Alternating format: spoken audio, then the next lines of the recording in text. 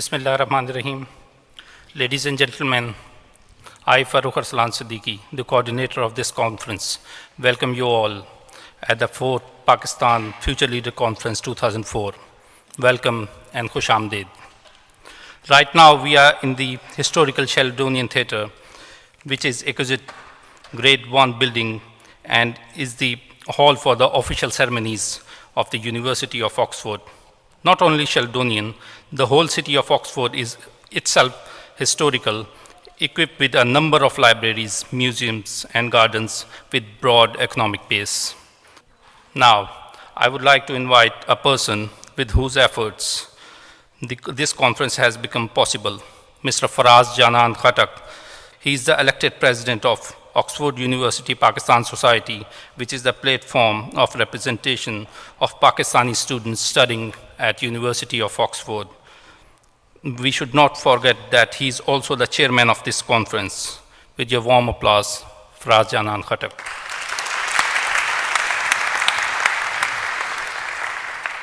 To build upon the motivation that why this conference is so paramount, I'll present an abstract of some of the major challenges that we face today, since the message from this conference is optimism towards Pakistan. Pakistan is going through a very difficult phase, though it has seen times far more difficult than this. Political instability, terrorism, gradually increasing foreign isolation, economic and energy crisis has affected the very fabric of our civil society. It is also eroding our cultural values. Today, as I speak to you, about 1 million internally displaced people from the tribal areas of Pakistan are staying in tents with inadequate living facilities. They are those who have migrated in the search for peace.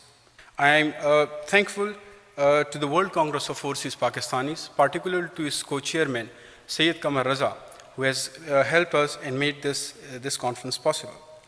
I am also thankful to the High Commission of Pakistan, to Ijlal Khattak and Colonel Zulfikar Bhatti, who has been coordinating with us throughout its organization. I'm also thankful to Samiullah from the Oxford Aviation and Sardar Ghalib, whose generous support has encouraged us. So with these words, I conclude this note, and thank you for coming here.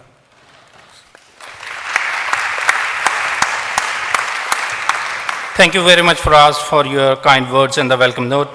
Ladies and gentlemen, we are also blessed with the presence of the worthy Vice-Chancellor of University of Oxford, Professor Andrew Hamilton. Professor Andrew Hamilton is a well-known academic, and his research interests lie at the interface of organic and biological chemistry. Professor Hamilton's academic achievements have been widely recognized internationally. In 1999, he received the Arthur C. Cope Scholar Award from the American Chemical Society, and in 2004, he was elected as a Fellow of the Royal Society and a Fellow of the American Association for the Advancement of Science. He was elected as a member of American Academy of Arts and Sciences in 2010 and received the International AZ Christian Award in Microcyclic Chemistry in 2011. We are really thankful for your presence in the conference, Professor Hamilton, and I would like to request you to say a few words and to open the conference formally. Professor Andrew Hamilton. Ladies and gentlemen and distinguished friends, it's an enormous pleasure and a privilege for me to be here, to be opening formally the Pakistan Future Leaders Conference here in the Sheldonian Theatre. I know that many of you have traveled from afar, have traveled from Pakistan, from other parts of the world. Some of you have come from other universities around the UK. We are thrilled that you are here. We are very pleased that you will be participating in this important conference over the next few days. It was wonderful to hear the president of the Pakistan Society mention Oxford and the distinctive characteristics of Oxford University, and we pride ourselves on having played over many centuries a very significant role in the development of scholarship and teaching, indeed in the education of leaders. And so this could not be a more significant and important topic for the conference, because the training of leaders is something we pride ourselves on, whether they are leaders in the sciences, the arts, in business, or in politics. This is an important part of our mission. And as you will see over these days, Oxford is a very beautiful place. Oxford is a very ancient place. We have colleges and buildings like this Sheldonian Theatre that date back many hundreds of years. So we try very, very hard to combine the ancient and the modern, the strengths, the support, the heritage and history that the ancient brings with it, but with a very modern focus. And let me just give you an example in this room. This is the Sheldonian Theatre. It was designed by an Oxford student, Christopher Wren, and of course Christopher Wren went on to design St. Paul's Cathedral in London, the most distinctive building in London. And the building of this big building began precisely 350 years ago. It was in 1664 that the construction of this building began. So we are celebrating its 350th birthday, if you like. And for us, that is an opportunity to celebrate the role that it plays in so many ways in the ceremonies of the university, in graduation, in matriculation. All of the students from Oxford know matriculation well. It was about 3 weeks ago. I can see someone smiling over there. He was clearly here, and I presided. And I'm going to, so those of you who are at matriculation, you've got to close your ears, because one of the things that is quite remarkable about this building is that it symbolizes so much about the university, and none more so than this magnificent painting on the ceiling. It was painted by an artist called Robert Streeter in the 1660s, the late 1660s. He was the painter for King Charles II, and it depicts a very important sentiment for the University of Oxford. It depicts the arts and the sciences descending upon the university to banish ignorance. So it's a real focus on the importance of scholarship, of the arts, the sciences, to our understanding of the world. But as you look at it, a painting painted in the 1660s, I want you to look very closely on the panel just 2 over from the window on that right-hand side. The panel there, and there's a gentleman leaning back. Do you see him? That gentleman leaning back. I am absolutely convinced that he is holding an iPad. And I think if you look closely, you will see that in that painting we have the ancient and the modern all in one. We have Oxford University doing what we should do, which is to be forging the future, forging ahead. And we do that through our research, we do that through our scholarship, but we very much do that through the education of future leaders. And we are delighted that that commitment to leadership is shown by the students in Oxford in 2014 from Pakistan. We are delighted that those students play a very active, a very dynamic role in the university. Currently in Oxford, we have about 90 students, 90 students from Pakistan. Most of them are postgraduates, but they have I can assure you, they make themselves well known, and the various international activities, the Pakistan Society is always prominent, and the food that they produce and the activity they generate and the music that they play is well known to students around Oxford. We are delighted that they are here. We are delighted that many Oxford students have graduated over the years and returned to Pakistan. We have something like 350 alumni in Pakistan, and for us, it's a very significant part of the role of the university. The inspiration of future leaders of Pakistan is something that is key, and I wish you all the best of good luck and good fortune in these few days. And it's my pleasure to declare the conference open.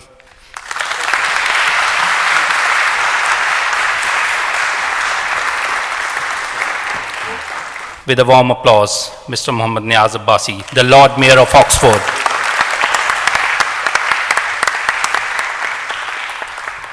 The conference is, I think, focusing on the future leadership of Pakistan. For that leadership, there is some code of conduct which should be considered before considering a leader to lead you. Leader, I think, is the one who can see the other side of the horizon, not just on the floor here. I can see that as well.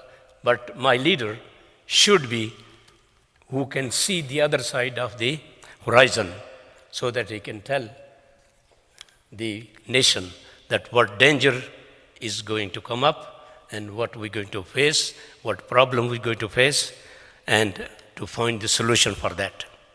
Ladies and gentlemen, I wish you very good luck for the rest of the time of the conference, and I hope that this conference will be a successful one and find a real leadership, honest leadership, which can take us out of the mess which is in Pakistan now. Thank you very much, and thank you.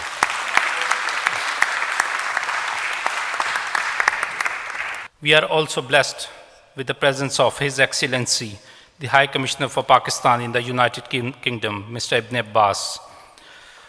We are really grateful for the support he has provided for the arrangement of this conference. I would like to request Mr. Ibn Abbas to please come and say a few words.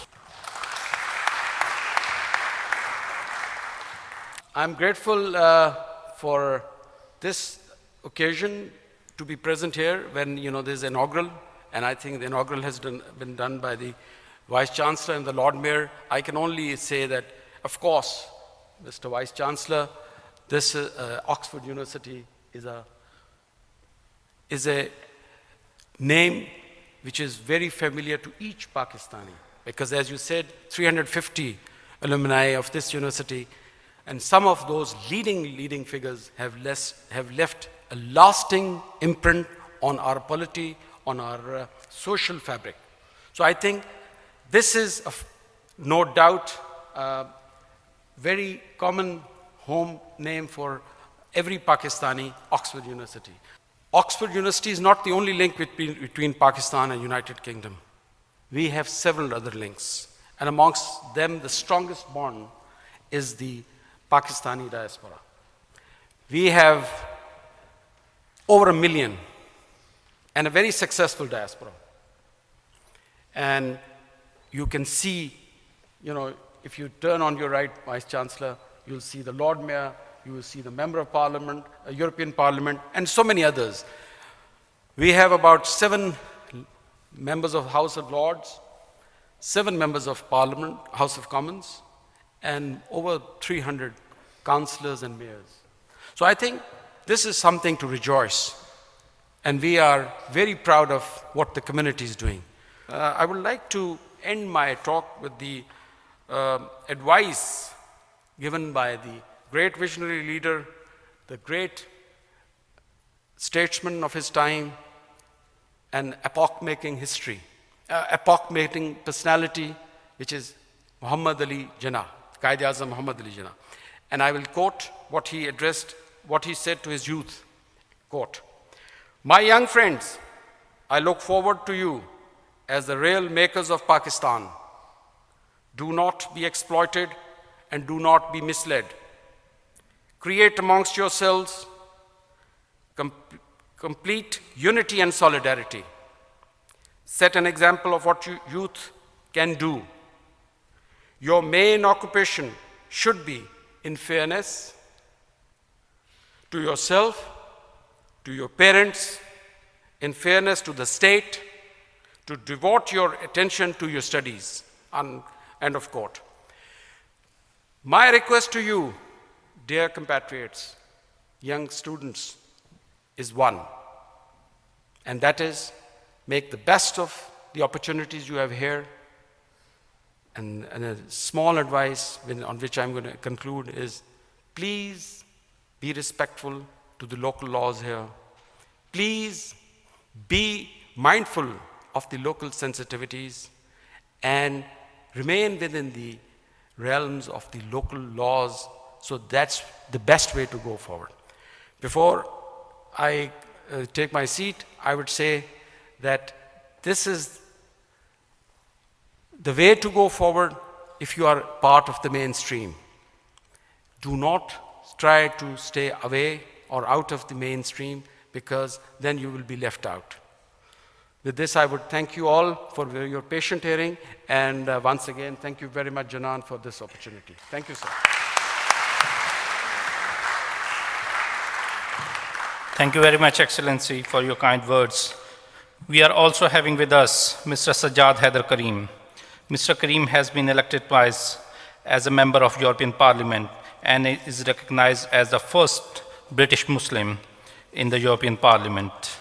He is the chairman of South Asia Trade Committee for the European Parliament, and he has built up a wide network in British Pakistani community and continues to work to help others engage in politics and the wider society. With your warm applause, Mr. Sajjad Haider Karim.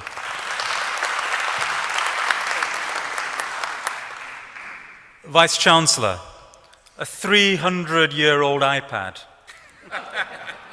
And you think you've got something on Pakistanis? I have a story for you. We have a neighboring country that will remain nameless for now, and they did some digging in a site that was 1,000 years old, and they found cables. That was too much for us to bear. So we went and we started digging a site near Texela, 2,500 years old. And High Commissioner, we dug and we dug and we dug. We found nothing. Our answer, wireless technology. So give us a week and we will have a response to your iPad. I assure you on that.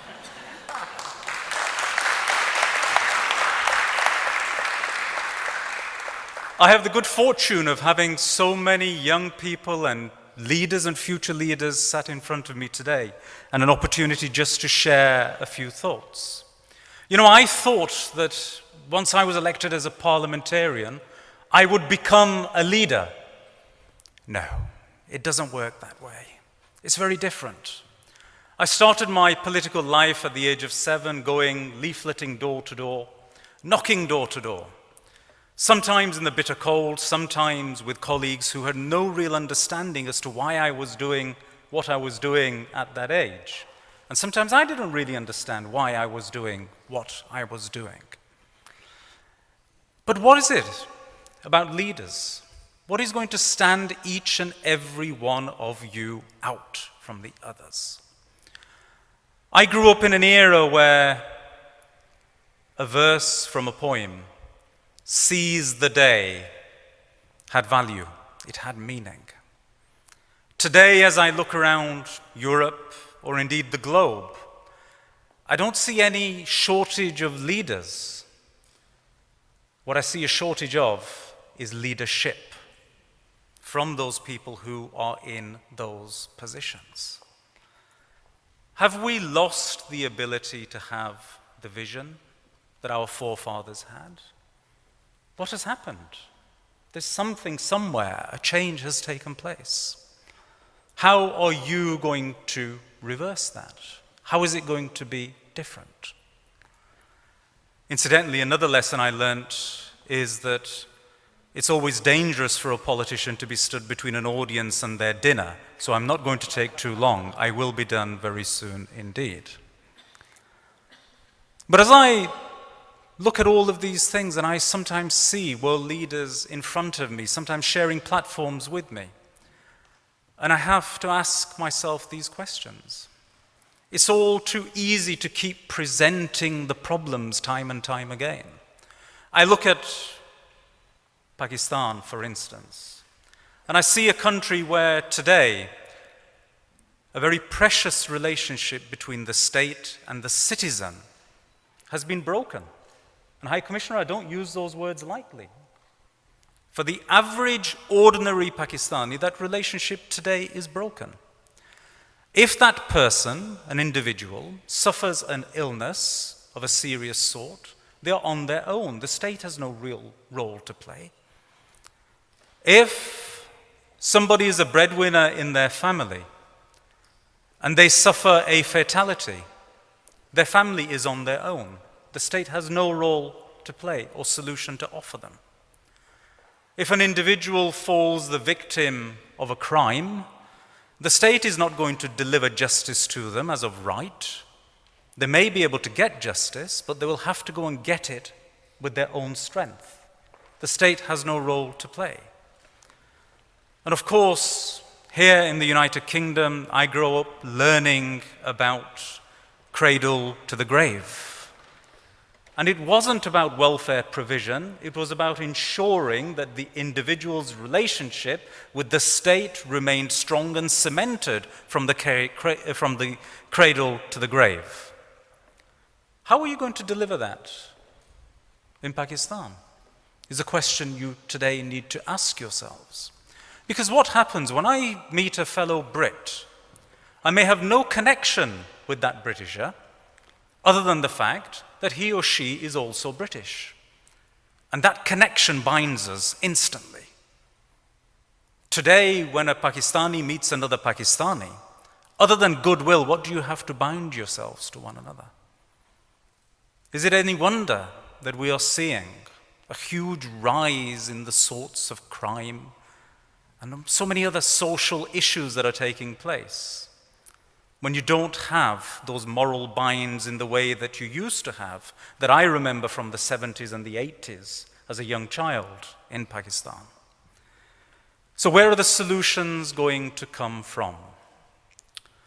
Well, as an overseas Pakistani, we are able to provide networks.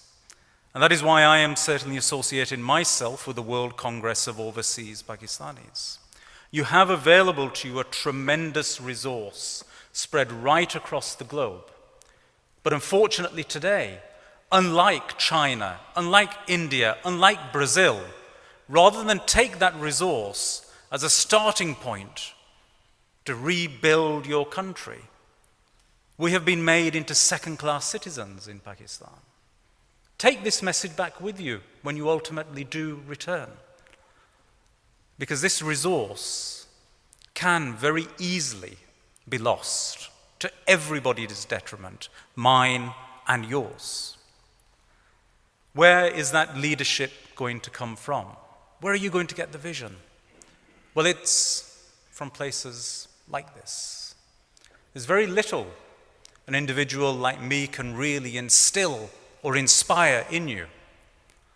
But what you do here whilst you are here, over the 3 or 4 years, that is going to be the defining moments, not of just you as individuals, but of the nation that I hope you will choose to serve. In my case, it was the United Kingdom. But ultimately, I was blessed with the opportunity of transferring that service, not just for the United Kingdom, but for the whole of Europe. And you will have that ability as well. Have the vision. Do not serve just Pakistan. You have a network of countries so closely connected in that part of the world. And if in Europe we can do what we are doing today, after having been through what we have only decades before, I see no reason as to why you cannot build those bridges and develop the whole region. You can do that if you've got the vision to push that through. And I will finish off now, finally, Fahd. My apologies, I've taken longer than I said I would. We have, of course, the example of a 300-year-old iPad available to us here in this room. But the future, what is going to be our direction of travel? I was lucky enough, Vice-Chancellor, to be on my graduation day to be presented with my degree by Sir Roy Jenkins. And he spoke to us and he said, all of you will go on to do tremendous things in your lives. But I have one request of you all, and that is that you all adopt a cause. In my case, it was voluntary service. And he was right. By taking up voluntary service, I always thought I would be giving. No, I've gained much more than I have ever given. And I hope that each of you will do that as well. But in your case, you have much more than just a cause to adopt. You have an entire nation. And that should be your aim and your mission, to ensure that you serve it diligently, honestly, and with every fiber of your being, ensure that you take its direction in a way that you can be proud of in years to come. And I finish simply by going back to where I started. Seize the day today has become, in the era of iPads and modern technology. It has become seize the hour, then it became seize the minute. Now I have people who will send an email to me, and if they haven't had a response back within an hour and a half, they're sending another email to find out why there has been no response. And half an hour after that, they're on Twitter and Facebook complaining. The world seems to have become seize the second. As leaders, you cannot make your decisions in the framework of seconds. Just look at some of our politicians today across the globe, and you will see every decision they make in a matter of seconds is always proven to be the wrong decision. So if you really are going to show leadership, take control, and once again go back to a point where you can, once again, be brave in the face of that onslaught and seize the day. Thank you.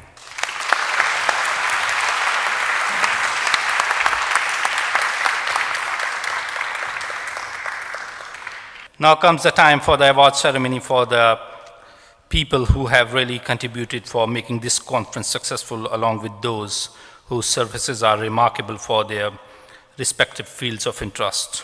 Hi everyone, we'll move to the award ceremony now.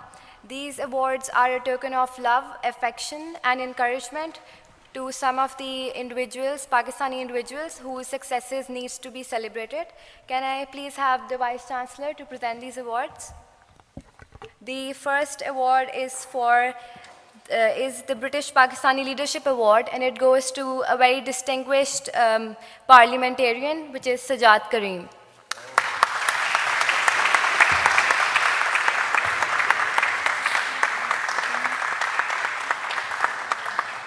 So the next award for this evening is Pakistan Diaspora Award, which goes to the co-chairman of Overseas Pakistani World Congress Overseas Pakistani, Sayyid Qamar Raza.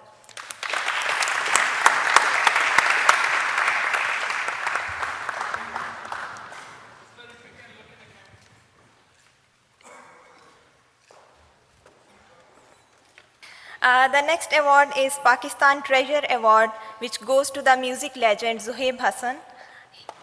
He is one of the earliest singers and musicians who brought the flavor of pop singing to Pakistan. Sorry, sir. The award that I'm going to present is an inspirational award, and it's a youth inspiration award. It's going to go to a person who I first met when he was hosting for Oxford University Student Union President, graduate, Vice President. And when I met that person and when he was doing the hosting, I proudly said, well, he's Pakistani. And that is the kind of leader and that is the kind of youth that I want to see around in Oxford. This person is named Yasser Bhatti, and he's doing DPhil in Management inside Business School. He won 2 Nautilus Awards from Green Templeton College, one for academic achievement and another for community service. He is the president of Green Templeton College Graduate Student Society, and he was the first Pakistani to serve as vice president of all graduates at Oxford University Student Union.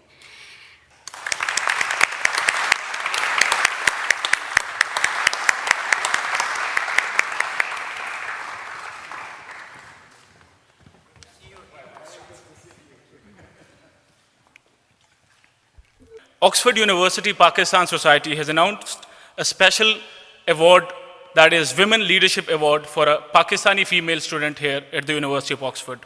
The proud Pakistani that I'm going to invite here came as an undergraduate student to study English literature and history. She has since then excelled in roles of leadership. She became secretary and then the vice president of the Oxford Union. She's a debater and has represented Oxford at many international tournaments, including the European Championship. Ladies and gentlemen, please put your hands together for Ms. Mehrun Nisa Sajjad.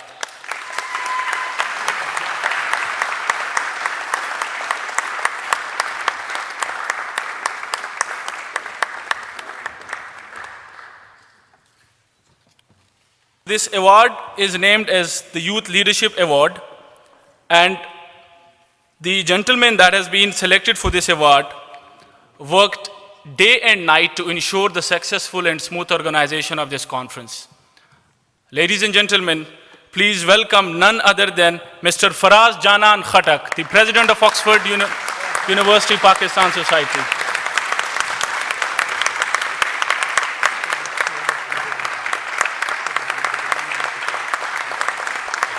Thank you very much all for your presence here.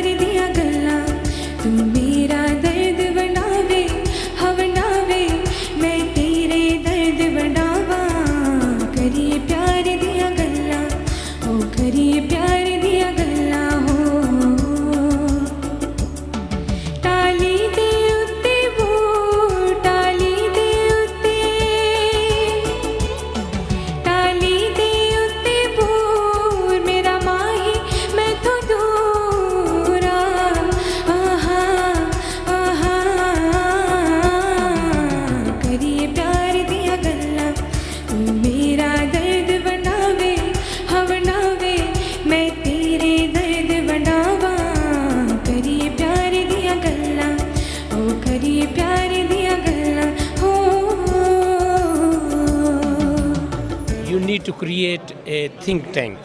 Okay. And think tank, the points I raised, that it's not just one leader, how many sheep he have, but he should have a quality of leadership, where he can lead the nation. Okay? So that's most important. And got to be honest, got to be fearless leadership, and got to have the integrity of the leadership as well, so that who can unite the nation and go through the hurdles we are facing these days. I think it's a wonderful ceremony, very deserving of support. I, of course, am here as a member of the European Parliament, but also as chairperson of the World Congress of Overseas Pakistanis. And I think it's only right that in an environment that Oxford University can provide, that those people who are in a position to share their experience of how these young people can move forward in life do that, and that is why I am here today.